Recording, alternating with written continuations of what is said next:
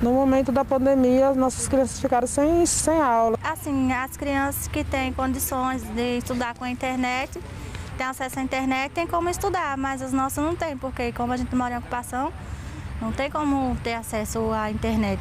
Quando eu crescer, quero ser veterinário.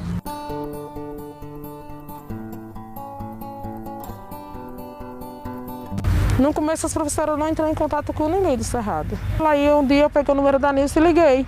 Aí eu disse que já tinha mais de um mês que estava tendo aula online, e as crianças daqui não têm acesso. Aí foi quando a Rafa pegou os materiais do CF1 do Planalto e trouxe para aqui para poder dar às crianças, para as nossas crianças não perderem de ano. A Rafa que teve a ideia de criar essa escolinha aqui, foi chegando mais pessoas para ajudar, professores. A Escola do Cerrado, ela é um braço pedagógico do BSB Invisível. Por meio do BSB Invisível, eu tinha muito contato com as pessoas que moram nessa ocupação do CCBB. Com eles, eu vi que as crianças, elas não estavam tendo aula, elas não estavam tendo acesso. Eu conheci o projeto pelo Instagram, na verdade eu já acompanhava o BSB Invisível, e aí eu vi que eles estavam abrindo um processo seletivo para essa escola do Cerrado, né? Eu não sabia bem do que se tratava, mas me interessei e acabei me inscrevendo. A gente está com 13 crianças, e as aulas acontecem de segunda a sexta, de 3 às 6 horas da tarde. Alguns alunos estão recebendo algumas listas de exercícios, que são as listas que a gente está respondendo lá na escola, que vão servir como nota e como presença para que dessa forma eles não percam o ano letivo. É complicado porque você não consegue aprender um conteúdo por uma lista, né? Nós temos um total de aproximadamente 387 alunos. Nós temos 120, não vamos botar 130 alunos na plataforma. Os demais estão todos na atividade impressa.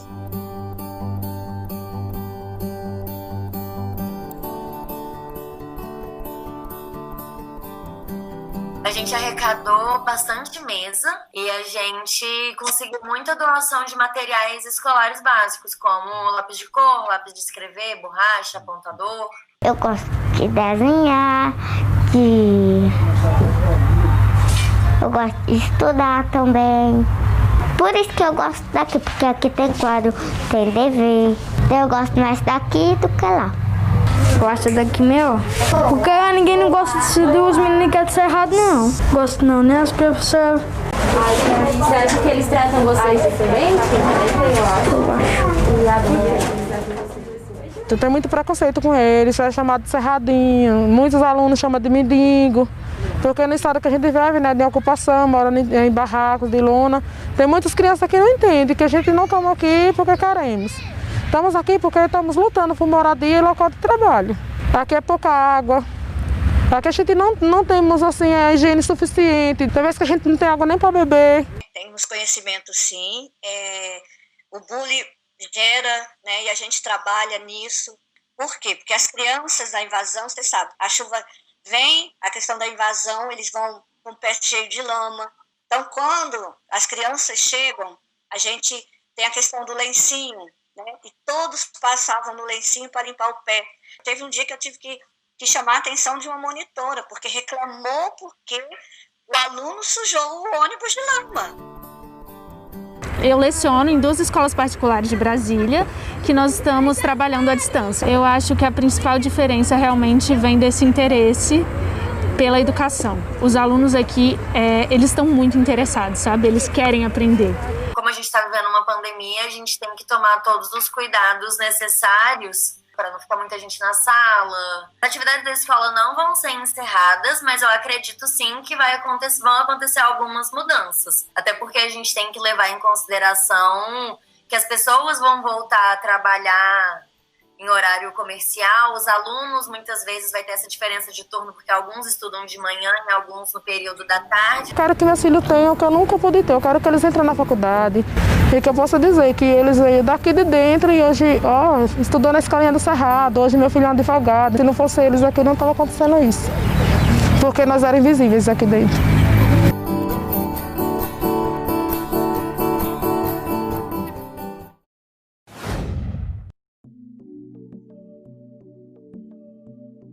As pessoas consomem pornografia, mas elas não dizem para ninguém, porque tem medo do julgamento alheio.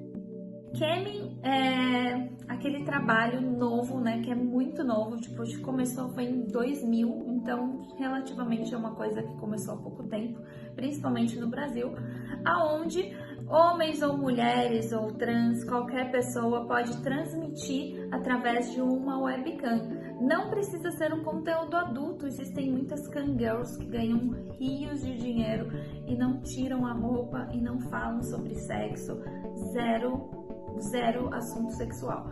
Então o camming é isso, é o ato de você ter uma plataforma onde você transmite os seus shows ou as suas conversas ou interage através de uma webcam. Eu decidi insistir para o site abrir a categoria específica para homens trans, até pelo não passar por constrangimentos, né? Então a categoria foi aberta, já tem acho que 2 anos e meio que a categoria está aberta agora. Tem vários meninos que estão trabalhando em questão do câmera privê, e o camming está se espalhando bastante, né? Hoje em dia é um dos empregos virtuais mais procurados. Trabalhar pelo celular, trabalhar pelo computador em casa, no conforto de casa. Com a vinda da pandemia em si, muitas outras meninas que trabalhavam na rua, na prostituição, elas acabaram se autodescobrindo e descobrindo o site. Muitas delas não trabalhavam com isso e acabaram descobrindo o camming como uma fonte de renda devido à pandemia, né? Existe esse prazer de estar no conforto da nossa casa, nos exibindo, porque eu acho que a pessoa que trabalha com isso tem que gostar, tem que ser exibicionista, tem que gostar de exibir o seu corpo. Tem aquele usuário que procura uma namorada, que realmente se apaixona, que aparece todo dia, que vai te mimar e que quer saber a hora que você acorda, a hora que você vai dormir. Tem o usuário que também vem sempre, mas ele não quer contato, assim, ele não quer que você saiba nada sobre a vida dele, não quer saber nada sobre a sua, e tá ali só para se satisfazer mesmo. E tem ainda um usuário que se torna amigo mesmo. Eu tenho clientes que me chamam só para jantar. E às vezes a gente vai para um motel e não transa. Porque quer companhia, sabe? Você é estudante, você é filho, você é namorado, você é amante, você é estudante. Então, essas pessoas que você desenvolve, elas não podem mostrar esse conteúdo erótico e sexual o tempo todo, né? Senão, vão achar que tu é tarado. E, na verdade, não é isso. Então, esse desejo, como na nossa sociedade a gente vê essa questão do proibido, entre aspas, esse desejo ele fica muito lá atrás. E ele só é mostrado ou demonstrado com seus pares, com seus iguais. Então, essas pessoas que têm esse desejo, elas vão demonstrar sim, mas muitas vezes não é em casa com a esposa, muitas vezes não é com os amigos. Existissem os protagonistas, né, que somos nós, os atores, atrizes, meninas, boys, girls em si, não existiria o entretenimento, no qual é um entretenimento tão desejado, não só pelas pessoas que buscam se entreter com meninas trans ou com meninos trans, mas pelo mundo hétero também, que a gente não pode deixar de citar, né? Tipo, o conteúdo pornográfico hoje, trans, gay, enfim, é um conteúdo mais consumido no nosso país. O sexo e o prazer é uma coisa fisiológica do corpo, é uma necessidade da pessoa, né, do ser humano. Então, a gente está ali simplesmente para suprir aquele desejo que a pessoa tem, ou aquela vergonha que a pessoa tem de ter aquele desejo. Julgam um trabalho de camming que converse com um camming, que entre no site, que entenda o site, que converse até com o suporte do site mesmo para entender um pouco mais o que é o camming, para tirar um pouco desse tabu, porque a gente nada mais está fazendo do que qualquer outra pessoa faz. Hoje em dia, quem nunca mandou um nudes, né? Então, tecnicamente, o nosso emprego é esse, é mostrar os nudes e ser remunerado por isso, né?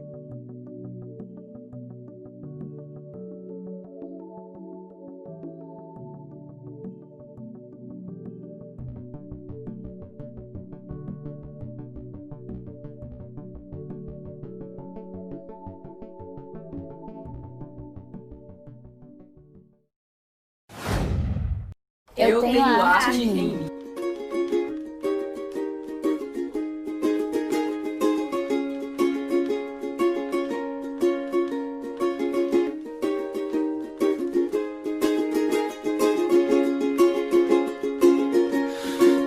was young, I'd flee this town. I buried my dreams underground, as did I. We drink to die, we drink tonight. Far from home. Eu me sinto livre, eu posso ser o que eu sou, o que eu quiser. E essa é uma liberdade que eu não sinto fora. A resposta eu acho que é como eu me sinto fazendo arte num país onde a arte é desvalorizada. Você sabe que um país de primeiro mundo é reconhecido pela sua identidade visual, pela cultura que cada país tem. A cultura sofre com a crise no país porque a identidade daquele lugar é ameaçada, e no Brasil isso não acontece. Então fazer arte no Brasil é se sentir rebelde. Já sou muito fechadinha, muito tímida, tenho vergonha até de respirar, mas quando eu tô fazendo arte parece que tudo muda. No início da pandemia eu tava me cobrando muito, eu tenho que criar, eu não posso ficar parada. Então eu comecei a fazer algumas experimentações dentro de casa, mas ao longo dos meses essa cobrança ela foi tomando um peso e eu não tava me sentindo bem. Então fiquei ok e comecei a consumir mais. E aí foi muito legal porque várias companhias de teatro disponibilizaram espetáculos incríveis online, então eu pude assistir vários e assim de graça, né, acessíveis. Então essa foi a forma que eu consegui para me manter sã. Perdi muitos contratos que por outro lado não foi tão ruim, porque eu consegui tocar projetos pessoais. E aí eu fiz uma página no Instagram chamada @hqgarotos, que eu posto trabalhos autorais sobre combate à masculinidade tóxica. As redes sociais estão sendo o melhor lugar para poder divulgar, né, o que a gente faz, mas ainda assim desanima um pouco porque essas redes têm todo aquele algoritmo e acaba não entregando da forma que a gente esperava. Eu faço parte de um coral aqui de Brasília, da minha igreja. E mesmo com a pandemia a gente não tá parado, assim, é vídeo, é encontro online, participando de festivais online. Das minhas maiores inspirações, eu como arte educadora, eu tenho uma grande referência, que é o Augusto Boal. Ele é uma referência principalmente para pedagogia teatral.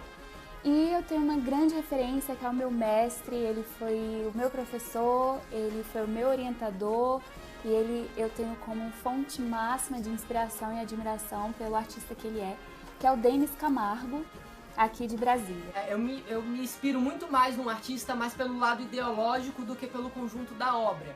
Então, de movimentos grandes assim que fazem parte do que eu faço hoje é o pop art, né, Andy Warhol, e toda a turma da Tropicália. E em artes plásticas, vá lá, brasileiro tem um monte, Laerte, Angeli, de quadrinhos, né, Mafalda, Schultz, Kino, Enfio, nossa, vários.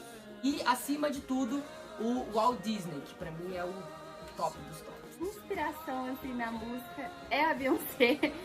Ela é, assim, a diva suprema, mas em tudo que ela faz, ela me inspira, seja onde for. Ela pra mim, é um exemplo de mulher muito forte. Do desenho, eu tenho alguns ilustradores que eu gosto muito, mas ultimamente a que eu mais tenho inspirado é a Nath Araújo. Eu gosto muito da forma dela de desenhar, que ao mesmo tempo é delicada e é divertida, mas ao mesmo tempo você vê umas críticas ali dentro. A arte pra mim é libertar, é ressignificar as coisas, a vida. E a arte ela é necessária, ela é fundamental e ela salva. A arte pra mim é uma forma de expressão. É a forma que eu encontro pra me libertar mesmo. Ao invés de ficar tudo aqui, já que eu não consigo realmente expressar de outra maneira, eu me expresso através da arte. Eu não poderia definir em uma palavra, mas em uma frase, que é do Ferreira Goulart, que eu adoro, que é: a arte existe porque a vida não basta. Isso já diz tudo. Uroilu lo sharel kana de vladu madel, levas tenka si kavel. Shukar santu muro chavo, tu san muro kucharipo chumidauti loro. ele toda vez que me via ficava, ai, cuidado. Ali, ó, gente, cuidado com ela, cuidado com ela. Porque isso foi mínimo, né? Comparando com o que os meus ancestrais passaram, tipo, você estudando a história dos ciganos, na maioria dos locais do mundo, nunca dá certo. Vários ciganos do Brasil só tiveram direito a ter documentos, tipo, recente, porque não podia, porque era cigano. Cigano não é fadinha, não é dragão, não somos seres místicos, somos só pessoas. Allora, mi chiamo Gianluigi Planezio, sono italiano, sono nato a Genova, vivo in Brasile da 25 anni e qui in Brasile sono professore di italiano. Muito prazer, eu sou a Alice, eu dou aula de canto e estudo Direito na faculdade. O meu pai, ele era militar lá na China. Então, ele lutou, acho que em 2 guerras lá. Ele era do exército do Chiang Kai-shek. Foi o último presidente chinês antes da tomada do Mao Tse-tung. A gente, de fato, convive com muita música.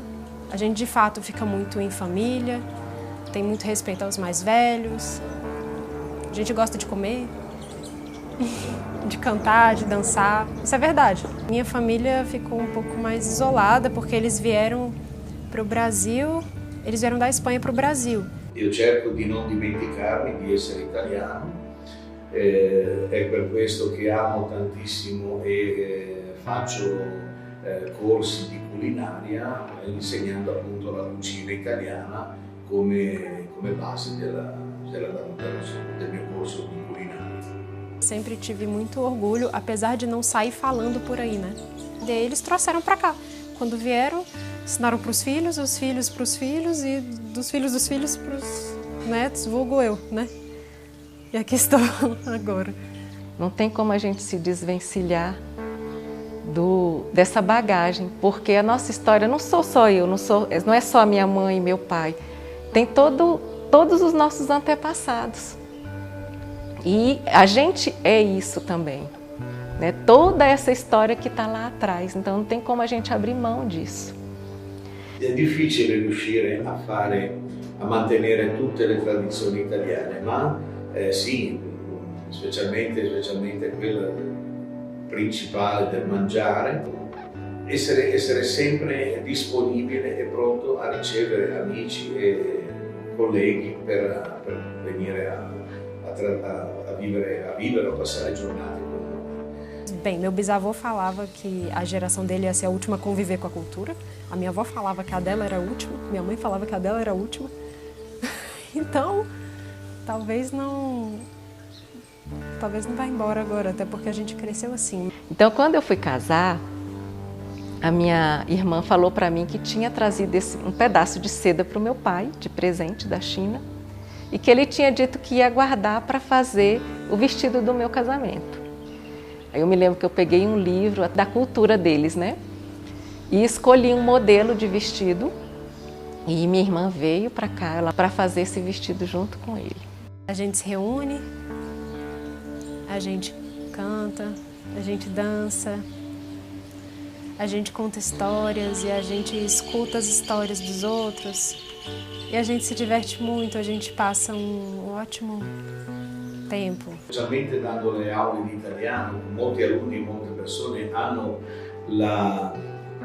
richiedono o perlomeno di conoscere parte della cultura italiana e questo è un altro modo per potermi mantenere sempre legato a quelle che sono le nostre tradizioni, a quelle che sono le nostre attività, le nostre modi di vivere, le abitudini culinarie, le abitudini di vita, di modo di comportarsi. Tá no meu sangue, eu fui criada desse jeito, não tem como escapar.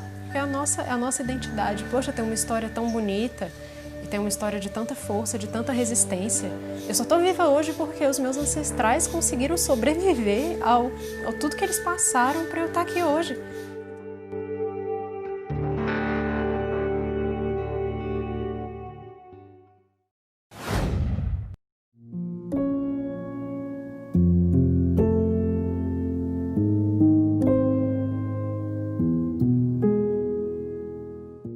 Eu tenho alegria porque Ah, porque é muito bom fazer outras pessoas felizes também. Se o outro tá feliz, eu também tô feliz.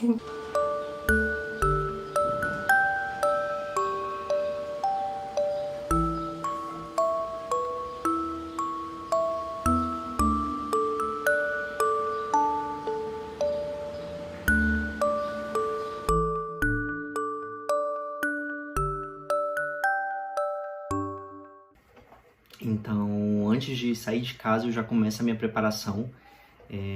Começa eu vou internalizando quem é o Chapatin. Então, quando eu chego no hospital, eu já tenho isso tudo muito claro. E é uma preparação que vai da pintura, vai também pelas conversas que eu pretendo ter dentro do quarto. As diferenças entre a visita presencial e virtual é que na presencial a gente podia ter o contato não só com o paciente, mas também com todo o hospital. Na virtual, não. É uma coisa meio mais distante mesmo, um pouco mais fria. A atenção, o momento, a preparação, eu acho que é muito parecida uma com a outra.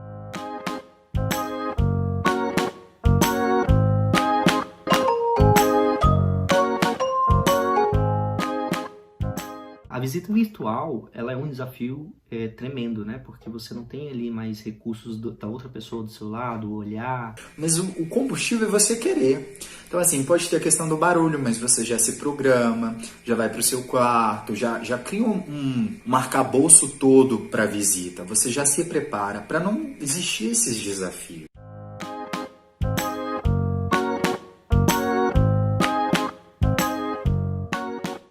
A interação nas visitas é uma coisa natural. Ela tem que acontecer de forma natural. Ela não pode ser nada mecânico. Porque a gente não faz um curso para ser um voluntário. Não existe isso. As pessoas se doam para ser voluntário. E elas se doam para ser quem elas são.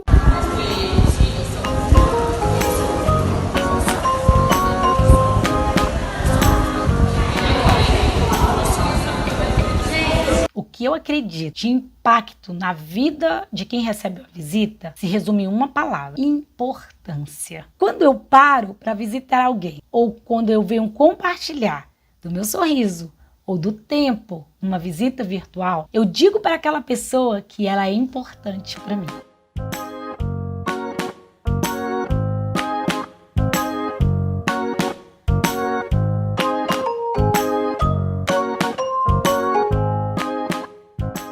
Fui determinada a ala, clínica médica, eu fui o apoio responsável por aquela ala e eu fui visitar aquela senhora.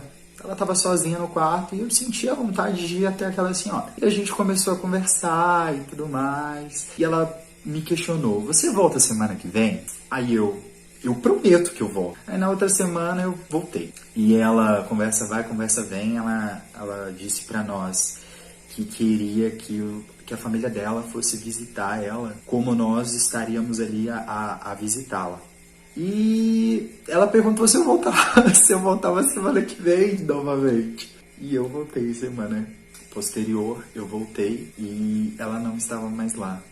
Eu tive a notícia que ela veio a óbito na sexta-feira, só que antes dela morrer, ela disse pro enfermeiro que ela precisava tomar banho, passar perfume e se maquiar, porque os amigos da alegria iriam visitá-la.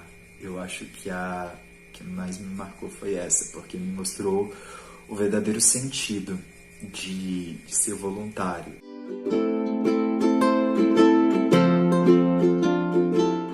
Eu tenho alegria por todo o carinho que me cerca, sabe? Eu tenho alegria por tudo que eu tenho e por tudo que eu sou.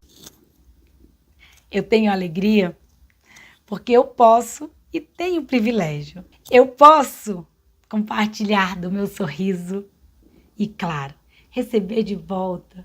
Por isso, eu sou feliz.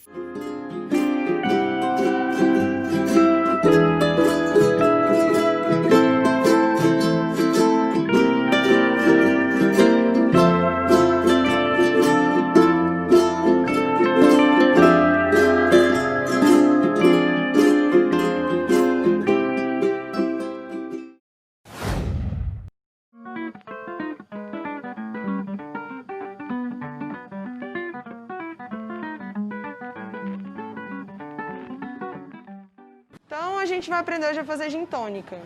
60 ml de gin, bastante gelo. O pessoal costuma pedir menos gelo, mas o interessante é que quanto mais gelo, menos aguado o seu drink fica, porque ele não perde temperatura. E a tônica? A gente coloca um lequezinho de limão e uma massinha de hortelã. Tá pronta a gin tônica.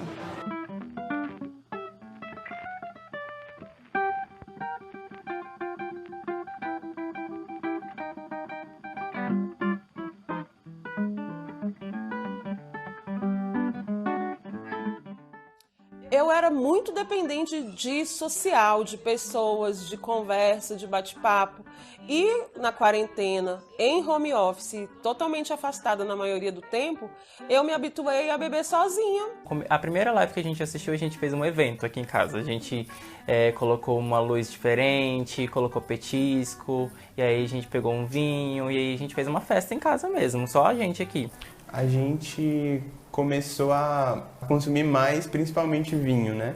E muito porque a gente começou a, se aventurar na cozinha, aumentou bastante, a gente até, começou a comprar vinho naqueles aplicativos online, naqueles sites. A partir do momento que os bares e lugares onde, teoricamente, tem aglomerações começaram a fechar, o meu consumo de álcool aumentou. E, geralmente, se eu gastava por semana com uma caixinha e meia de cerveja, eu comecei a comprar 3, eu comecei a ter um pequeno estoque em casa. A partir do momento que a pandemia fecharam-se as academias, eu fiquei muito... não tinha um motivo para não beber, na real. A pandemia, ela trouxe uma situação muito complexa para a humanidade. É um fator de estresse global. Qualquer fator de estresse pode provocar na pessoa reações na tentativa de compensação. E muitas pessoas tendem a aplacar essa situação e aprendem que beber relaxa. E a pessoa ela vai se habituando a lidar com o estresse, lidar com a depressão, lidar com essas preocupações e ingerindo álcool.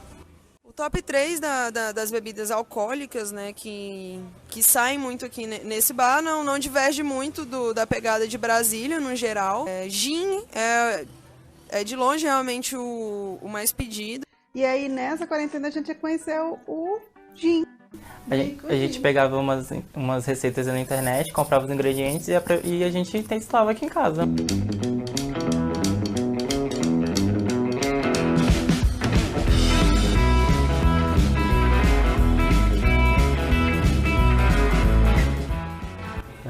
Bebi de segunda a segunda, não é um negócio de não ter limite essas cervejas que eu vou bebendo diariamente, né? Mas é muito tranquilo, eu chego lá, termino de jogar, abro a geladeira, tem 3 cervejas lá geladinhas, falo, por que não? A gente tem que ver o seguinte, se essa pessoa, ela bebe só isso mesmo, porque o que costuma acontecer é da pessoa não ficar só nisso. Então, quando ela vai no churrasco, ela bebe só uma latinha. Quando ela sai com os amigos no barzinho, ela também só bebe uma latinha. Ou ela está ingerindo uma latinha em casa, com uma certa frequência, ela aumenta essa quantidade. Porque uma latinha por dia não vai causar nenhum dano, mas uma latinha por dia, por quanto tempo que ela vai beber? Isso aumenta o risco de fazer um uso abusivo e isso se transformar numa dependência. Até sexta, tudo bem. Sexta-feira, antes disso, não você. Nós somos uma família cristã, entendeu? Católico, praticante. Então, aí a gente não costuma passar do limite, não. Eu associo tomar uma cerveja, um vinho, ao final do dia, ao final do meu expediente. Às vezes, no final do expediente, eu começo ouvindo Rihanna, termino ouvindo um pagode e, assim, chego no ápice que eu queria, mas é um relaxar mesmo, mente, corpo, e se desligar do dia a dia e é isso. Uma cevada gelada, um relaxar bom e dinheiro saindo do meu bolso.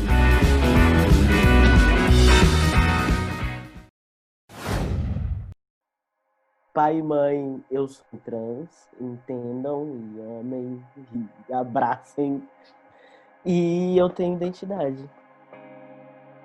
Eu acho que eu não sei por que eu sou mulher ou porque eu sou assim, porque eu sou eu, porque eu tenho, porque eu sou do jeito que eu sou, eu não sei, né? Dizem que é algo que pode acontecer na primeira infância, tem alguma coisa social por trás, então eu não faço a mínima ideia.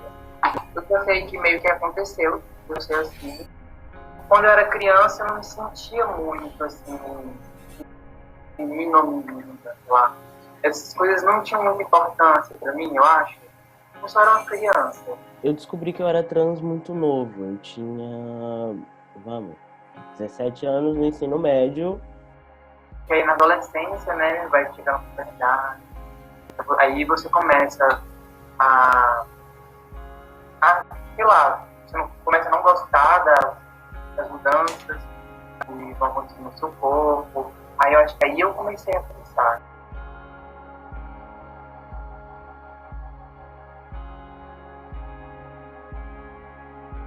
É muito importante ressaltar que a disforia no corpo vem de todos os lados, por todos os lados, e nem sempre você vai achar uma origem.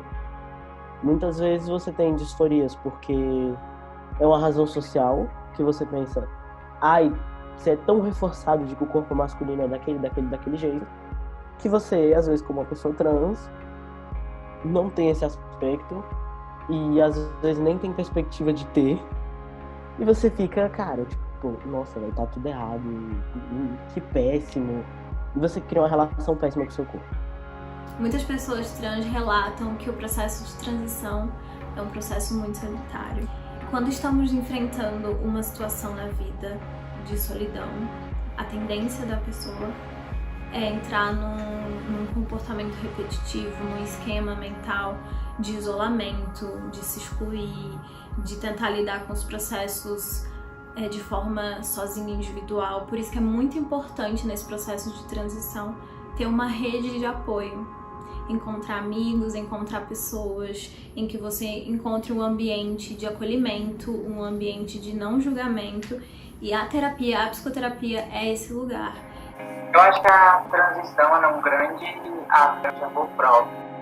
Assim, eu sempre gostei de entender muito o meu processo de transição. Realmente, assim, de gostar do processo, sabe? Não é ficar muito, eu quero isso, eu quero aquilo, não sei o quê. Eu aprecio bastante o meu processo de construção. Eu tiro foto todos os meses pra ver a diferença. Quando os meus amigos me mandam uma mensagem, tipo, Eduardo, sua voz mudou, eu fico tipo, gay, cara, que bom! E você vai vendo essas pequenas mudanças, cara, que fazem toda a diferença. Eu digo, eu não estava seguro do meu processo? Não, porque foi um dia eu parei e falei, cara, as peças fecharam, eu sou trans, entendi que eu sou trans, é isso, e eu não tive muito tempo para refletir assim, tudo bem, então isso significa que eu vou me tornar um homem, as consequências sociais de ser homem, e tudo que vai acontecer, os processos jurídicos, os processos médicos, isso tudo, assim, eu não tinha pensado muito. Antes de 2018, uma pessoa que se autodeclarava trans, ela precisava, além da cirurgia de mudança de sexo, ter todo o custo e tempo de um processo judicial. Em 2018, o Supremo Tribunal Federal, em decisão histórica, declarou não mais ser obrigatória tanto a cirurgia como a necessidade de ingresso com a ação judicial. Não é ser mulher, na verdade é algo muito mais complexo. E que ser mulher, ou como branca, sei lá, ou ser alta, ou ter o cabelo escuro, são características de mim, mas não formam uma identidade, sabe?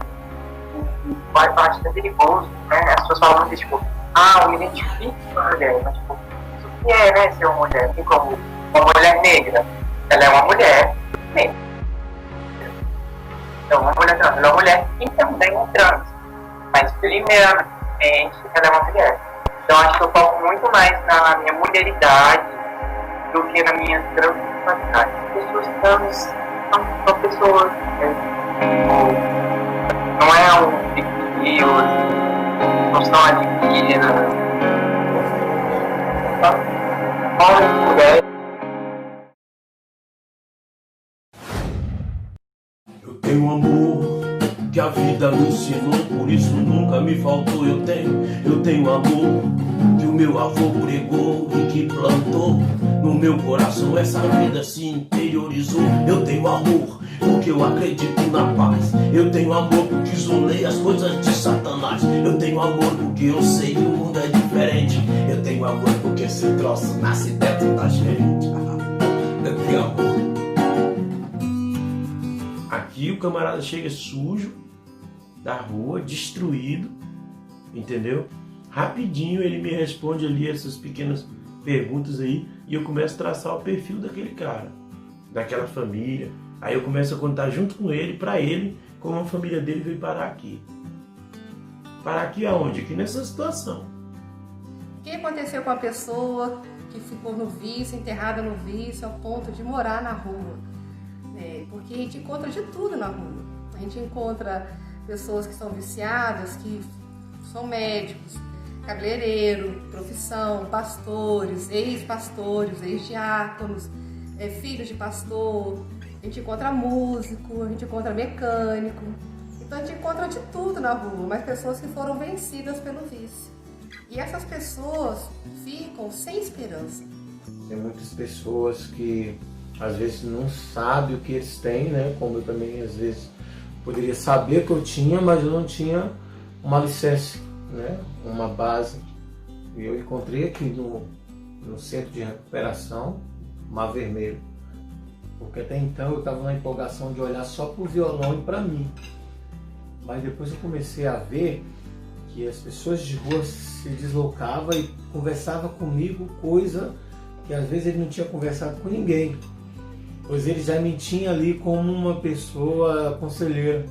Então quando você chega com a palavra de afeto, com a palavra de carinho, né, demonstrando que você é igual, porque a grande diferença é a gente achar que nós somos diferentes, de achar que aquilo que está acontecendo com aquela pessoa não vai acontecer com você.